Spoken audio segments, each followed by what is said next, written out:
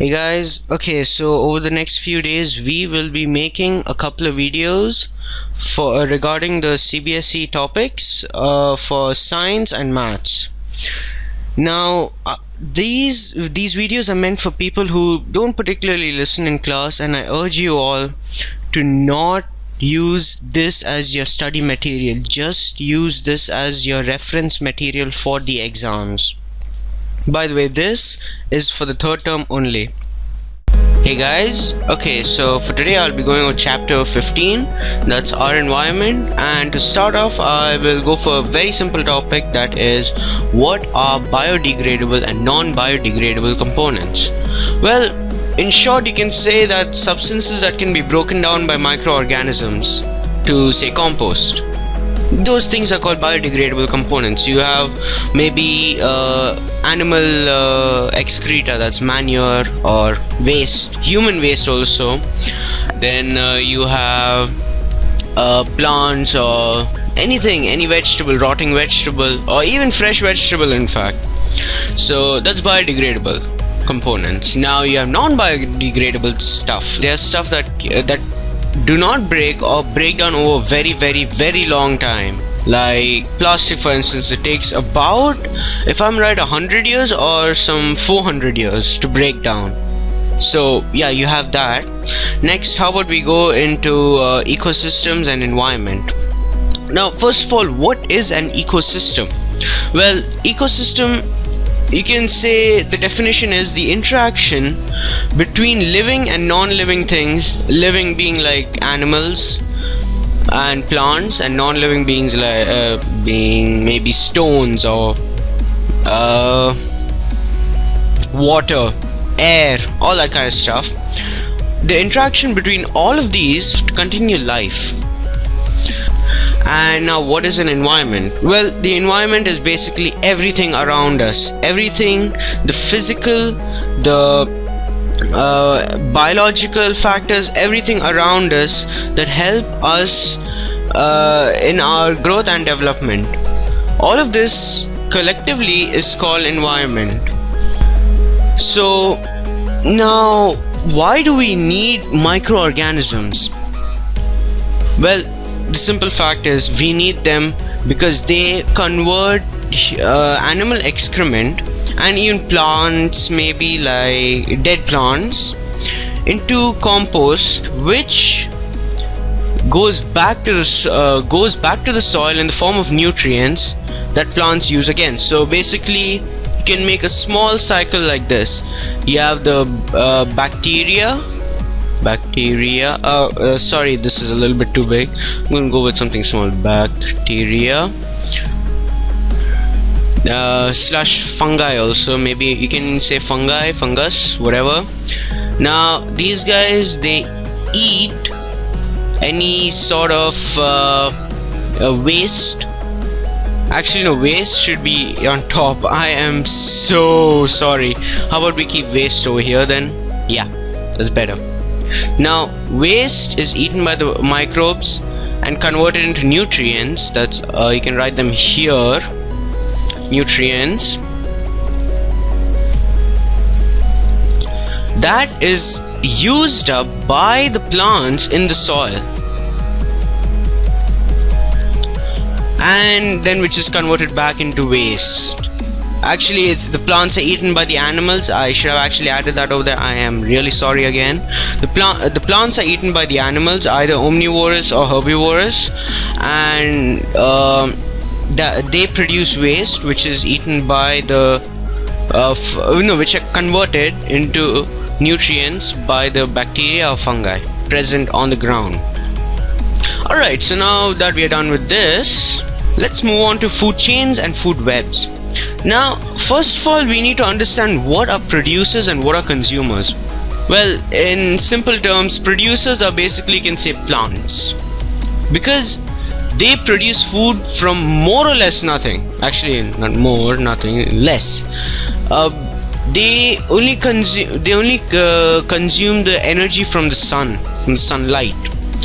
and through photosynthesis they make their food. They make starch that they consume. They don't consume it, they make starch and other stuff also that they consume. Now these plants, these producers are eaten by consumers. Consumers being animals or insects, or actually that's about it, even humans in fact. So yeah, alright. So yes, now how about we go into food chains and food webs. Now I'm going to draw a really simple food web over here. No, sorry, food chain. You have your plant, alright. Next you have the insect. Now I'm not going into much specifics over here with the insect and which plant and all that. That's too hard, it's too annoying as well. Anyways, then you have an animal, say a frog, which eats this insect, alright. Then the frog can be eaten by, say, a pelican or a bird or snake. Let's go with snake over here because I think that's what's given in the textbook. Yep, that is. And now the snakes get eaten by hawks or falcons or bigger birds. So let's go with hawk. Alright, now I'm pretty sure you realize that this particular example is a textbook example, and well, I am sorry, I just don't have time to make up my own example, even though it's easy. Alright, so now producers. This you can call a producer. Now from here until here you can call all of these consumers. Now you have different levels of a food chain. Sorry, for food chain. One being the producers at the bottom. Producers. Next you have your prime. You know what? I'm going to draw this outside a pyramid. Alright, so first you have your producers, like as I was saying, producers being plants. You can even have like no, it's mostly plants only. Never mind. Okay, you have producers, then you have your consumers. Now consumers are divided into three. You have primary consumers. So basically these guys, they eat the producers directly. Then you have your secondary, and then you have your tertiary.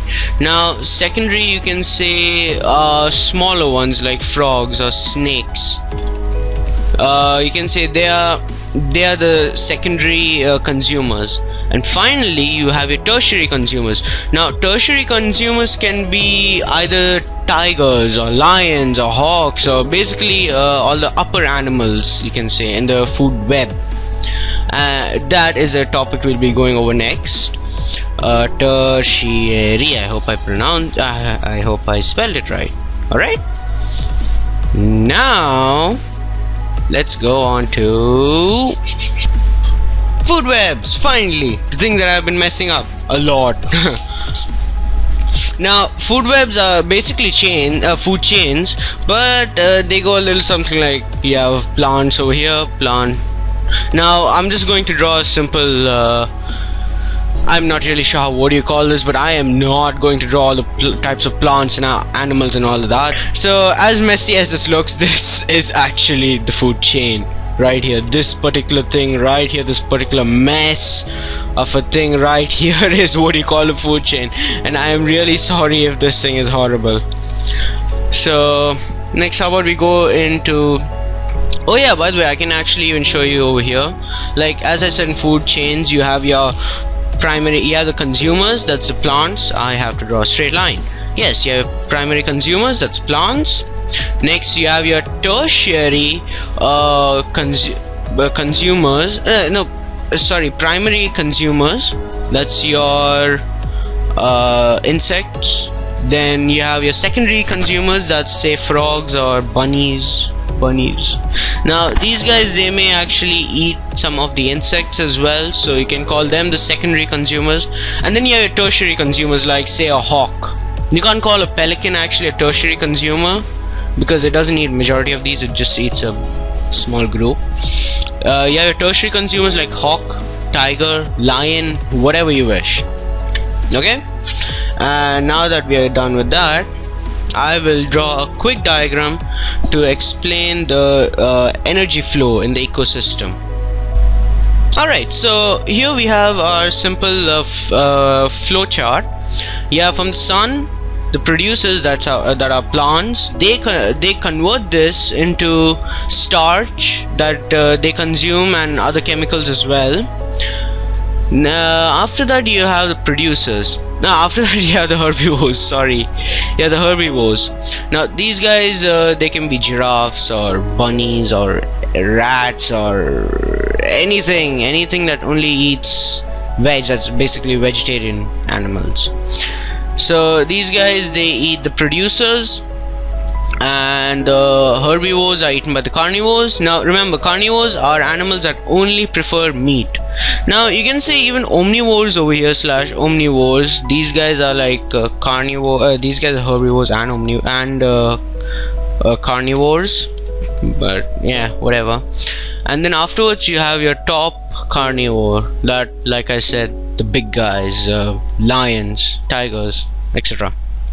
Now you have to remember one small thing. The sunlight, only 1% of the sunlight is actually used up by the producers. Alright, and the producers, each level that actually not in this, but you have your producers, then you have your primary consumers, secondary consumers, and then tertiary consumers. Now over here, each level, only 10% of the energy that was actually produced, only 10% is transferred on to the next level. So basically you have your producers, they produce say 100%. Actually you don't have 100%, but for this particular example I'm going to use 100%. Now over here, when they go on to the primary consumers, only 10% goes. So 10% of 100, that's a lot of calculation. But it's like 100 divided by 100, that's 10. Whoa, 10. Okay, anyway, sorry about that. Now you have from primary to secondary, that will be 0.1%, and from secondary to tertiary you'll have 0.001%. Now remember, this 10% is an average only. It's a rough average. In fact, it's not the exact amount of energy that goes, but it's just a rough amount. Hey guys, okay, I am so sorry, but I actually forgot a topic, and this I feel is kind of important. They may actually give a small value based or small paragraph around this question, and they'll actually ask this: if a person eats a plant, he dies. Okay, that was too weird, but no, my point is, he eats a certain plant, he may die. He may have died due to that. Why did that happen? Now this is very simple. You have plants that are there. Oh, in fact, he may have even eaten meat and died from that. Now people, the question may go something like, the forensics department found certain poisonous substances in his blood. How did it get there? Or certain poisonous substances in his flesh, actually blood. How did it get there? So anyways, you have your plants, you have your animals, insects, all that. So basically farmers, they use pesticides and insecticides and all that. Now this, true, it does get rid of the insects that are actually harmful, but sometimes these particular substances, they tend to go into the river bodies. You have like the river bodies right here. Okay, so through, this is by the underground, it'll go spreading all across the river bodies, small amounts, not even big, but then there'll be a collection of this. There'll be a slight collection of this pesticide which goes into the river body, which is then swallowed by the fishes and any any animal or any creature that's there inside the river body, which is then consumed by another animal. That animal is consumed by another, and basically the human eats that animal and dies. That's it. Alright guys, so next we'll move on to the ozone layer. Now the ozone layer is a simple blanket of air that surrounds the earth. It's basically the atmosphere. Well, now in this particular layer, this particular molecule, the ozone, that's O3, it's quite harmful to us. It's quite deadly. However, if you were to remove one O atom, you would get O2, which is actually quite essential to us. I know it's funny, but still. Anyways, getting back to topic. Now this particular O2, alright, in the presence of UV rays are not sunlight. UV rays are actually inside sunlight. So now in the presence of UV rays, it gets split into two O's. So it's like O2 becomes two O's. Now this combines with, say, another oxygen molecule to form O3. Now O3 is very, very essential to us, because without this we may actually be just walking around with skin cancer, God knows, all sorts of other diseases. Basically what I mean to say is it's very, very harmful. UV rays are very, very harmful towards our skin. They can cause all sorts of weird stuff like skin cancer and other diseases. Okay, well, that's about it. Actually, no, wait, you have one more small topic, that is what actually depletes the ozone layer. You have gases like CFCs that's used as a coolant in the refrigerators. It's a chemical, chlorofluorocarbon, I hope. Yes, chlorofluorocarbon. You know what, I'm just going to write it down over there. Alright, so yeah, chlorofluorocarbon. Now this stuff, it goes and actually depletes the ozone layer. Actually, yes, it actually depletes the ozone layer. And well, since actually it's not even CFCs, in fact it's more, it's you have carbon monoxide, that's CO. Then you have like oxides of sulfur, nitrogen. You have all of those stuff. They all together, they just they act as greenhouse gases. Now what are greenhouse gases? They are basically gases that deplete the ozone layer, and with the depletion of ozone layer, our skin is in danger. And that's it.